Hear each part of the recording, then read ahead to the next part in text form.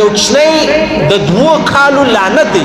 2 کاله اندر دننه یو زنانې و پرېدي کوچني ته شیدې ورکړلې دا د مور سوله دا د دې زنانې لور یې خور سوله او د دې زنانې زوی دا یې چی سو دا یې ورور سولو هغه مور و پلار یې نیکه و انا سولو لکه څنګه په نسب باندې دا مور حرامه ده خور حرامه ده واده ورسره کول داسې که یو زنانې پرېدي کوچني ته شیدې ورکړلې هغه هم بیا د مور سوله هغه لور یې بیا خور سوله نو دی نکاح چې د هغه ورسره کولی نه شي زموږ دی په معاشره کې زنانې راولاړې سي و پرېدي کوچني ته شیدې ورکړي پرېدي کوچني ته شیدې ورکول حالانکې پرېدي شیدې ورکول دا مکروه دي شامی مولوي صاحب فرمایي دا مکروه دي د خاوند د اجازې بغیر بیا قطعا نه ورکوي بلکې دا واجبه ده شامی مولوي صاحب فرمایي چې یو زنانه به پرېدي کوچني ته شیدې نه ورکوي ها که کوچنی له لوږې مړ کېدی له تندې مړ کېدی بیا شیدې ورکړه اجازه نه غواړي له مرګه را وګرځوه نو اوس دغسې ښځه راولاړې سي وروره ما پلاني کوچني ته شیدې ورکړې پلانې ته نو دا شیدې چې تا ورکړلې نو دا کوچنی ستا بچی سولو بیا چې کله لویه سوه دا خبره لوړه سوله بیا ستی په یادېږي که یا مله پرون د ډېر محترم سړی راغی چې رالی ولمولي صاحب ما بچي ته کوزده ور وکړله کوزده چې مې ور وکړله نو وخت تېرېدی کال و 2 تېر سو اوس مې واده ورکوئ اوس یوه زنانه راپورته سو چې دا مطلب په دې بچیانو کې ما چاته شیدې ورکړي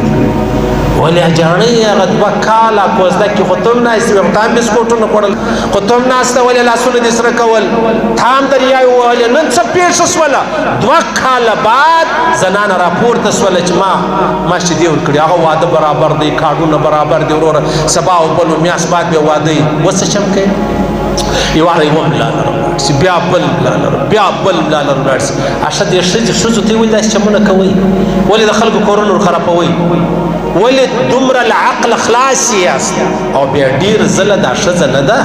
دا راولاړه سي دا رشته یې پیرزو نه وي په دا کیس کې نه در ښایم په نورو کیسو کې دا رشته یې پیرزو نه وي نو کرار راولاړې چې وایي ما شیدې ورکړي دي یو رقم دا رشته ختموي اوس پیغمبر علیه السلام فرمایي زه چې کله معراج ته ولاړم د معراج په شپه زه پر جهنم وګرځېدم یوه زنانه مې ولیدله چې هغه پر ژبه راځړېدله په اور کې وال جبرائیل خیر دا څوک ده ول یا رسول الله دا ستا د امت هغه زنانه ده چې خاوند ته به جوابونه ورکول خاوند ته به جوابونه ویل خاوند به زیروي او همسایګان به زیرول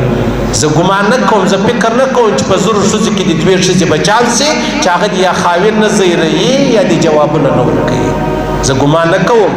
جوابونه څه کوي ښکنځاوي ورته کوي ښکنځاوي او زنانه خپل خاوند ته وایي د خنزیر زور دا یو محترم شخص ده یوه زنانه وایي نو دا چې جهنم لره ولاړ ستا څه خیال دی خاوند مې ژاړي چې یا الله زما ښځه دوزخ له ولاړه هغه ژاړي وایي الله جهنم لرې ژر دروله بجه له غمه خلاص کړه او بیا مې زنانه ولیده د الله رسول فرمایي ډېر ادب هغه په سینه پورې په دا اور کې راځړېدله مال جبرائیل دا څوک ده ول یا رسول الله دا ستا د امت هغه زنانه ده چې کومې زنانې د خاوند د اجازې بغیر پرېږدی کوچنیانو ته شیدې ورکړي دي دا هغه زنانه ده دی خوشحاله دي بس راولاړې سي داسې استادانې دي نه پوهېږي قسم ده ته مې خیال دی چې هېڅ یو هوښیار سي هوښیارترین سړی دي د دوی په چلو سر خلاص کړي داسې چلبازه داسې هغه د بخاري او د مسلم حدیث دی پیغمبر علیه الصلاة والسلام اعتکال را روان بیا یې زنانو ته وویل چې زنانو ما په جهنم کې تاسو ډېرې ولیدلاست بیخي ډېرې واست یوه زنانه اشاره وهغه ولاړه سه یا رسول الله ولې د الله رسول ورته وفرمیل یو صدقه ډېر کوئ یو استغفار ډېر وایست ما په جهنم کې ډېرې ولیدلاست بیا دې ورته ویلې ول یا رسول الله یوه زنانه ولاړه سه نو ولې موږ څه کړي دي د الله رسول ورته وفرمیل تاسو کې 2 خبرې سته یو د خاوند ناشکري شکر یې نه ادا کوي ستا ښایسته خوندور موټر دومره نه یادوي لکه د پلار اچپه ورسته سایکل موټرسایکل چې یادوي داسې خوند به کوئ داسې به موږ دوکان لره بوتو داسې وا ښځې دا زما چې په موټر کې مخ ته کښېنولی ښایسته موټر ستا په ګرد خاندان کې د موټر نوم نه زده کېږي نه یادوي دا د ښځې یو ډېره لویه فلسفه ده هغه خپل خیرن چپک کوږ موږ ورور هره یوازې یادوي د خپل خاوند نه یادوي هېڅ احسان یې نه مني دا د الله رسول فرمایي په زنانه کې چې د جهنم لره چې وجه څه ده وجه دا ده چې یو د خاوند ناشکري ډېره کوي او دویم شرابې ډېرې کوي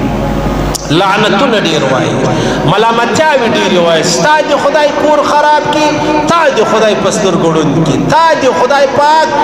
په دواړو شوکوره کړي خدای دې ځان مرګه کا خدای دې روح کور ته مه راوله خدای دې ټوکړې ټوکړې کا خدای دې کور ماجت که دا د دې زنانو دا د الله رسول فرمایي د بخاري او د مسلم حدیث دی چې پیغمبر علیه السلام زنانو ته وویل ما په جهنم کې ډېرې ولیدلاست نو وجه څه وه وجه دا وه دې ښځې پوښتنه وکړه او بیا پیغمبر علیه السلام ورته وفرمایلي چې ښځې چې دي دا ناقصات العقل والدین دي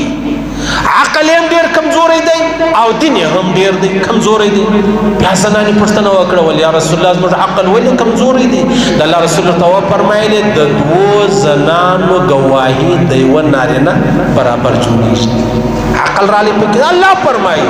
د الله رسول فرمایي په دې کې زما ستا دخل نشته بیا د انجیو زی راپور دی چې الله مولوي صاحب پر ښځو باندې دا چې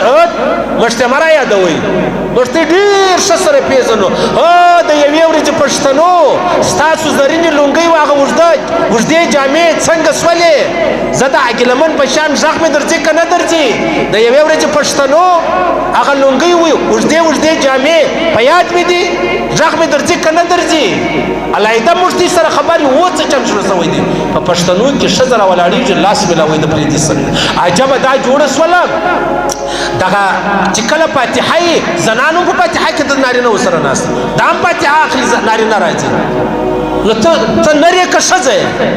که ښځه یې نو د نر چمونه ولې کوې که نر یې د ښځو چمونه ولې کوې دا دوی چیش بولي دا دوی ترقي بولي د دې دا خیال دی چې انګرېزانو ترقي په دې وکړه ځان یې لڅ کوي لاسونه د جهان سره ملاول نه ترقي په تعلیم باندې وکړه وکړه تعلیم وکړه لاړه به سي د ګر جهان هغه رهنما به جوړه شي او که ته د انګرېزانو ای چمونه کوې چې هغه دوی په تباه دي چې د نارینهو سره څنګ پر څنګ ناست دی لاس ملاوې په فاتحه کې داسې ماته چا ویلې زموږ پلانۍ فاتحه وله زنانه راله هغه به صدقه به وله څه روپۍ وي څه پوش مش درلودې په نارینهو کې کښېنه دې هم لاسونه پورته کړي دیم ای کومه سلسله شروع سوله دا پښتانه موږ ته کومه لاره راښیي لاره زه درښیم تعلیم فرض دی فرض هغه الله او رسول چې ویلي هغه نه تعلیم د دنیا په حواله فرض دی موږ به کوو خو منګرها په پرده کې به کوو په پرده کې ضروري دی لاس میلاوېده وابل نو پیغمبر صلی الله علیه وسلم فرمایلي دوې زنانې د یوه نارینه د ګواهۍ برابرې دي او دین مې ولې ناقص دی ول دین مې په دې ناقص دی داسې وخت شته چې تېر منځونه نه پکې کوئ داسې وخت شته په روزه کې تېر روزې نه نسئ نو خو دین مې ناقص او بیا عجبه خبره دا ده فرمایي علما فرمایي چې کله یوه ښځه وکښلي ته شیدې ورکړي بیا به دا ښځه دا خبره مشوره کوي یا به چاته وایي زوی و پلارو چاته وایي دا ولیکه دا به مشوره کوي د ځانه سره بېږدي ولې که دې مشوره نه کړه بیا به د واده بعد یو سړی راپورته شي هغه به وایي چې ښځه به راپور چې ما شیدې ورکړي دي نو لهذا شریعت را ولاړ شو د دې ښځو مخنیوی یې وکړي یا به دوه عادل دینداره نارینه دا وایي چې و دې ښځې شیدې ورکړي دي بیا یې مور ده که چیرې داسې و چې دوه نارینه نه و بیا یو نارینه عادل دوې ښه نیکې زنانې دا ووایي چې دې ښځې و پلاني بچي ته شیدې ورکړي دي بس بیا خبره خلاصه ده یو سړی یوه ښځه دا ګواهي ورکړي چې دا شیدې ورکړي دي دا ګواهي نه صحیح کېږي ها که واده نه دی سوی احتیاطاً یې پرېږدئ